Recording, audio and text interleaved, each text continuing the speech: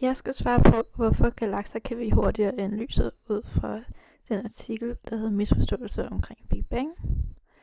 Grunden til, at der er forvirring omkring, at galaksernes vigehastighed kan være hurtigere end lysets hastighed, er fordi Einsteins relativitetsteori, eller i det her tilfælde speciel relativitetsteori, anses for at være almengyldig. Men Einsteins specielle relativitet gælder kun for normale hastigheder, altså hastigheder for objekter, der er i bevægelse gennem rummet. Han mener, at tophastigheden for galakserne er lysets hastighed, altså 3 gange 10 meter i sekundet.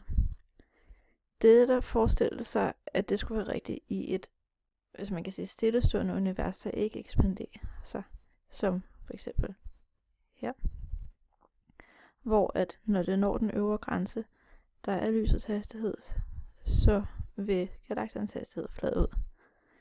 Men så er det, at den hastighed, som galakser viger med, kaldes vigehastighed. Som der står i artiklen, så gælder speciel relativitet ikke for vigehastighed.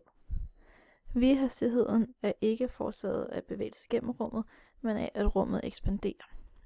I det ekspanderede rum stiger vigehastigheden med afstanden, altså vil vigehastigheden kunne blive ved med at stige, uden at blive udlignet af en grænse, da universet bliver ved med at ekspandere, hvilket nogenlunde kan beskrives heraf.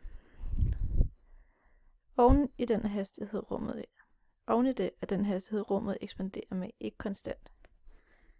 Det kaldes for Hubble-konstanten og kan ses på formen her. Det er sådan, man regner på vigehastigheden, og påvirkes af Hubbles lov, der netop siger, at rummet ekspanderer med en bestemt hastighed, men at hastigheden varierer.